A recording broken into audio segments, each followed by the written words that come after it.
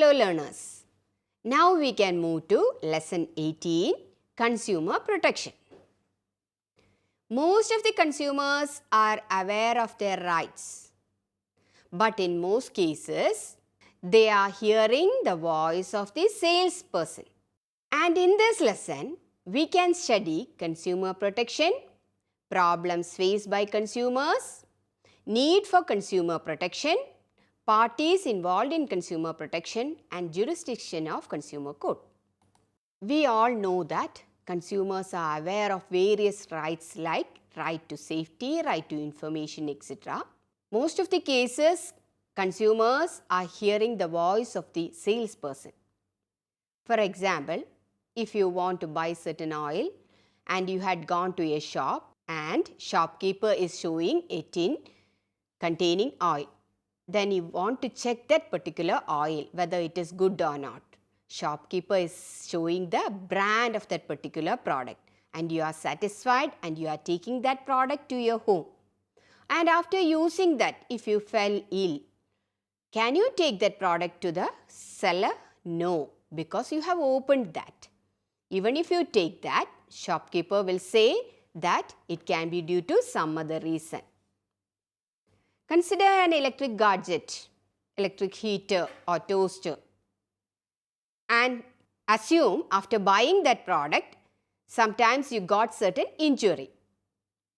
Can you take that product to that seller and get it replaced? Even if you go to that seller may say that you did not take enough precautions while using that product. So, in most of the cases, consumers are becoming helpless. Consumers are to be protected in most of the cases. Consumer protection refers to the steps necessary to be taken to protect consumers from business malpractices. What can be the problems faced by the consumers? Adulteration, sale of spurious products, use of false weights and measures, sale of duplicates, hoarding and black marketing, misleading advertisement. One by one, I am going to explain the problems that the consumers are facing. Adulteration. It is adding something inferior to the product being sold. Inferior material used with the product may be injurious to health. There can be cases where petrol is mixed with kerosene oil. So, that is a type of adulteration. Similarly, vanaspati may be mixed with ghee or butter. These problems are faced by the consumers. Next is sale of spurious products. It means that selling something of no value instead of the real product. This is found in the case of medicines and drugs or healthcare products. And cases have been reported where ampules for injections contain only water. Similarly, glucose bottles contained only distilled water. In certain cases, reports have come confirming this also. Use of false weights and measures. Goods which are sold by weight in the form of kilogram like vegetables, cereals, sugar, etc. and fabrics or suit materials which are sold in meters are sometimes found to be less than the actual weight or length. Measuring tapes or measuring sticks having false markings are also used for measuring and buyers are cheated in some cases. Next is sale of duplicate. It refers to goods that indicates a mark which shows it is of superior quality than what it actually is. Goods which are locally made are sold at high price as imported items, and we are expecting those imported items are of superior quality. Next is hoarding and black marketing. When any essential commodity is not made available in open market and stocks are intentionally held back by dealers, it is known as hoarding. Its purpose is to create an artificial scarcity to push up the prices. Black marketing is the practice of selling hoarded goods secretly at a high price. These practices are sometimes adopted when there is short supply of any product. We have read in the newspapers some time back about the scarcity of onions in the open market in some states and high prices being charged by traders who had stocks. So here is the case of black marketing. Next is tie-in sales. Buyers of durable consumer goods are sometimes required to buy some other goods as a precondition to sale. Sometimes buyers may be required to pay after-sale service charges for 1 year. If you go to take gas connection, sometimes sellers will force you to buy gas stove also along with that. So, as a precondition to sale, they are asking you to buy a stove. Similarly, for durable goods, sometimes they are asking after-sale service for 1 year.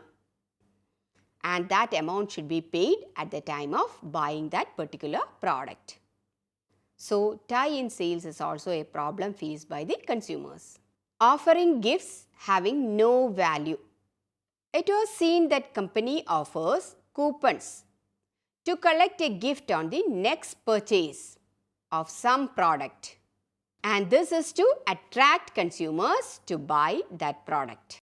Dealers also announce contests or lottery among buyers of a product without the intention of awarding any prize. Misleading advertisement. It is another practice by which consumers are deceived. Such advertisements falsely represent a product or service to be of superior quality or superior grade or standard, or falsely asserts the need or usefulness of that particular product or service. Here is an example. Once, a pharmaceutical company advertised that use of its pain-relieving tablet did not have any side effects like other medicines, but it suppressed the experts' report that the use of painkiller had adverse effect on liver. So, these type of misleading advertisements are also forcing the buyers to fall into different troubles. Sale of substandard goods. It means sale of goods which do not conform to the prescribed quality standard, particularly relating to safety. In the case of household utensils like pressure cookers, stoves, electric heaters, toasters, etc., we want safe equipments, and these materials, if they are not up to the standard, then it can create serious injury to the consumer. So, sale of substandard products is also a problem faced by the consumers. What can be the need for consumer protection?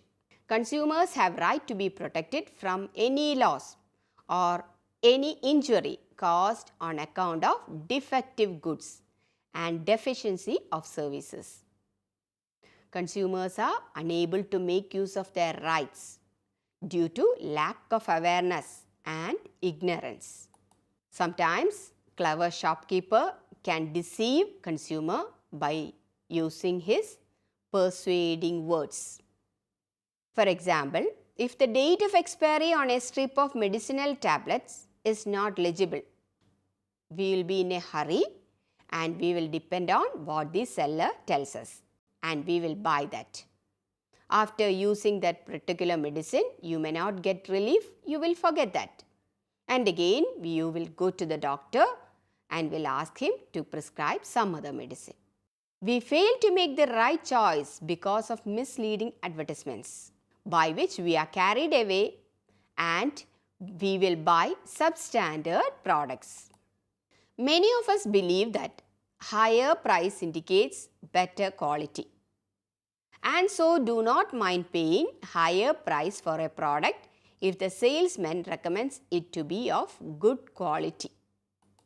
If there is a printed label or a mark that shows a product is made in a foreign country, we may buy it at a higher price without verifying its place of manufacture.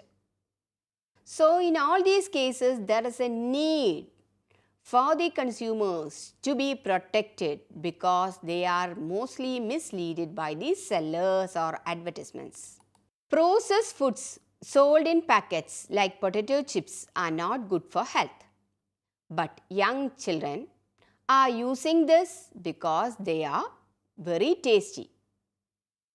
Sometimes the weighing machines are defective, case where the consumers are exploited and we need consumer protection. Who can be the parties to consumer protection? Consumers, businessmen, and the government. Consumers should take care of their own interests and protect themselves from market malpractices. For this purpose, they should try to know about their rights and exercise them. They should not depend on the good sense of businessmen. Consumers should attend training programs for consumers arranged by the consumer associations. And consumers should get knowledge on consumer rights and remedies available under the law to protect them. Businessmen, producers, distributors, dealers, wholesalers, as well as retailers. These can be included as business persons. And they should provide due consideration to the consumer rights in their own interests. They should ensure supply of quality goods and services at reasonable prices. Similarly, business person should entertain consumer complaints against their members and take proper action against those guilty of malpractice. Government is also a party to consumer protection, and government is responsible to enforce various laws and amend existing laws for the general interest of society and to protect consumer interests. What are the legal protection that is given to the consumers? Nowadays, we have many acts which will protect the consumers against exploitation. I am mentioning some of them. Agricultural Products Act, that is Grading and Marketing Act of 1937. It is providing protection to the quality agricultural products. It is giving Agmark seal to standard agricultural commodities so that it is considered as a high quality. Next is Prevention of Food Adulteration Act 1954. This act is providing severe punishment to the sellers who are adulterating their product, especially food materials. Act gives punishment like life imprisonment, and a high fine is also imposed if there is any adulteration found. Essential Commodities Act of 1955. Under this act, government has the right to declare certain commodities as essential, and government can control its production, supply and distribution so that consumers will get all essential commodities. Next is Bureau of Indian Standards Act of 1986. Under this act, ISI mark, Indian Standards Institutions mark, is given to those commodity which is good and safe, especially in the case of electric appliances, ISI mark you can see. Consumer Protection Act of 1986. This act gives protection to the consumers, and the consumers will get protection not only for the goods but also for the services like banking, transportation, insurance, warehousing, housing, etc. This act also helped in the development of consumer protection councils.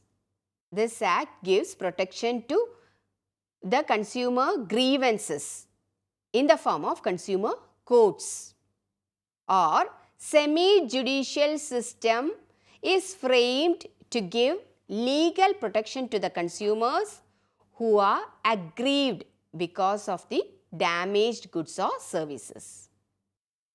Semi-judicial system consists of district forum, state commission and national commission.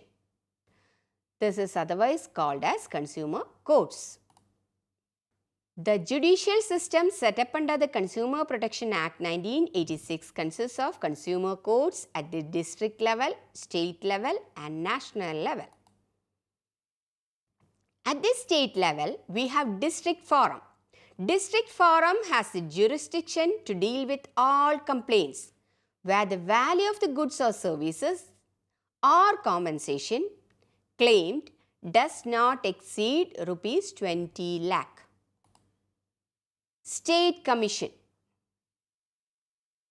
They are empowered to deal with cases where the value or amount involved exceed rupees 20 lakhs but does not exceed rupees 1 crore. Any appeal against the verdict of the district forum can be considered by the State Commission. National Commission. It takes up all claims and grievances exceeding the value of rupees 1 crore. It has the power to deal with appeals against orders passed by State Commission. An aggrieved party can appeal to the Supreme Court against the orders of the National Commission. What is the procedure for filing a complaint? A consumer individually or with the help of consumer organizations can file a complaint to the district forum or state commission or national commission.